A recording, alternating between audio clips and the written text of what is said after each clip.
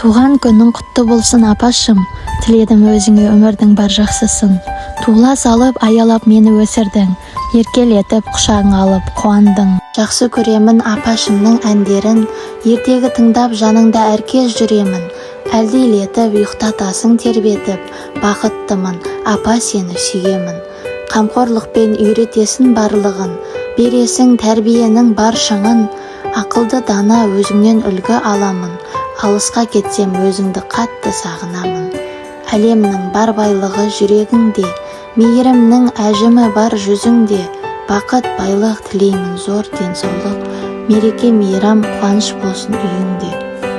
Туған күніңмен құттықтаймын апатай, жанұямызда жарқырап болшы күн мен ай.